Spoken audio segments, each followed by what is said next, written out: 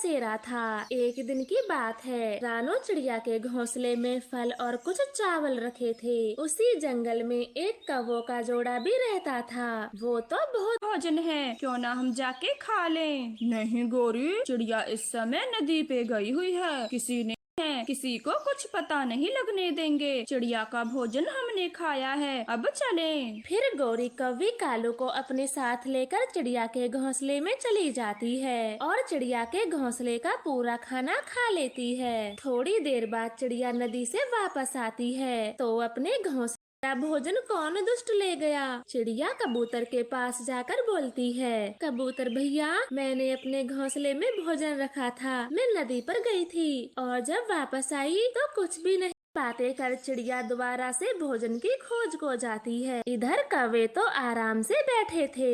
देखा कालू, किसी को कुछ मालूम नहीं हुआ और हमने चिड़िया का भोजन भी खा लिया।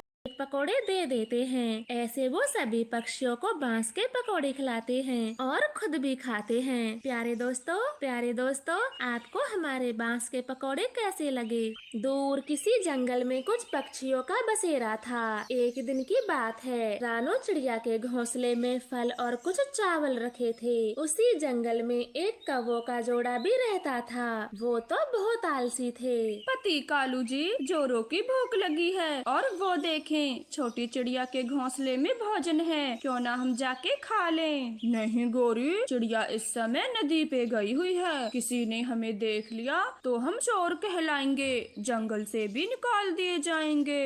आप भी ना इतना डरते हो, हम कौवे हैं, किसी को कुछ पता नहीं लगने देंगे। चिड़िया का भोजन हमने खाया है, अब चलें। फिर गौरी कौवी कालू को अपने साथ लेकर चिड़िया के घोंसले में चली जाती है और चिड़िया के घोंसले का पूरा खाना खा लेती है। थोड़ी देर बाद चिड़िया नदी से वापस आती है तो अपने घोंसले को खाली देख मम्मा चिड़िया बहुत दुखी होती है। अरे, मेरे घोंसले में फल और चावल रखे थे, अब कहाँ गए? मेरा भोजन कौन दुष्ट ले गया? चिड़िया कबूतर के पास जाकर बोलती है, कबूतर भैया, मैंने अपने घोंसले में भोजन रखा था, मैं नदी पर गई थी और जब वापस आई तो कुछ भी नहीं मिला। आपने मेरे घोंसले में किसी को देखा था? नहीं रानो चिड़िया, मैं तो अभी अभी आया हूँ, तब तो आपके घोंसले में कोई नहीं था, मैंने किसी को नहीं देखा। हो सकता है कोई बूढ़ा पक्षी भूखा हो और आपके घोंसले से अपना पेट भर के चला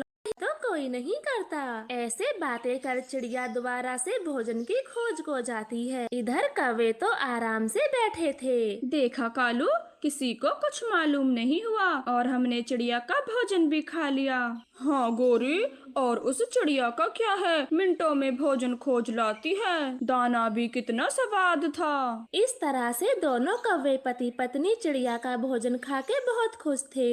अब तो उनकी दूसरों का भोजन चुरा के खाने की आदत बन गई थी। वो कभी भी खुद से भोजन नहीं लाते थे। चिड़िया बहन, अब सर्दियों का मौसम आने वाला है, क्या तुमने दाना पानी जमा कर लिया है? नहीं रेशमा, मैं कैसे भोजन जमा करूं? जैसे ही थोड़ा भोजन घोंसले में रखे जाती हूँ, कोई दुष्ट मेरा पूरा भोजन ले जाता है। मैं बहुत परेशान हूँ, करूँ तो क्या करूँ? ये तो बड़ी समस्या की बात है, कोई दुष्ट रोज रोज आपका भोजन चोरी करके ले जाता है। ऐसे तो आप सर्दियों के लिए थोड़ा भी भोजन जमा नहीं कर पाओगी। मेरी मानो तो आप लकड़ी का मजबूत घर बना लो, फिर वो चोर आपका भोजन चोरी नहीं कर पाएंगे। आप सही कहती हो, मैं अपना लकड़ी का ही घर बनाऊंगी और मजबूत दरवाजा भी लगाऊंगी और फिर सर्दियों के लिए आराम से सारा भोजन जमा करूंगी। ऐसे खुश होकर छोटी चिड़िया लकड़ी लेने जंगल चली जाती है। कालू कौवा उन दोनों की बातें सुन रहा था।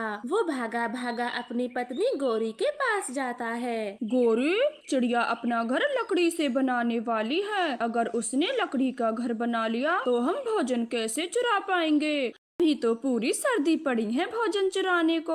ऐसे कालू गोरी चिंता में पड़ जाते हैं। इधर जंगल में आकर मेहनती चिड़िया खूब लकड़ियाँ जमा करती है। उसे एक आवाज सुनाई देती है, बचाओ बचाओ, मेरी कोई मदद करो, मैं परी हूँ, मैं इन झाड़ियों में फंसी हूँ। फिर रानो चिड़िया बड़ी झाड़ियों के पीछे देखती है। उसे जादुई परी मकड़ी के जाल में फंसी मिलती है। छोटी चिड़िया, मेरी मदद करो, मुझे इस जाल जाल से बाहर निकालो, मैं यहाँ काफी देर से फंसी हूँ। फिर छोटी चिड़िया अपनी चोंच से मकड़ी के जाल को काटती है और परी को जाल से आजाद करती है। आपका बहुत बहुत धन्यवाद। अगर इस जंगल में तुम नहीं आती तो पता नहीं मैं कब तक ऐसे जाल में फंसी रहती। परी जी धन्यवाद कैसा, मुसीबत में फंसे की मदद करना तो हमारा फर्ज है। फिर परी आसमान में उड़ जाती है। चिड़िया भी लकड़ी लेकर अपने जंगल लौट आती है। वो लकड़ियों को अपने घोंसले के पास रखकर सो जाती है। वो लकड़ी काटने के कारण बहुत थक जाती है, इसलिए जल्दी ही सो जाती है। जाओ जाओ कालू, चिड़िया की लकड़ियों को उठा के कहीं दूर फेंकाओ, हम भी चिड़िया का लकड़ी घर बनने नहीं देंगे।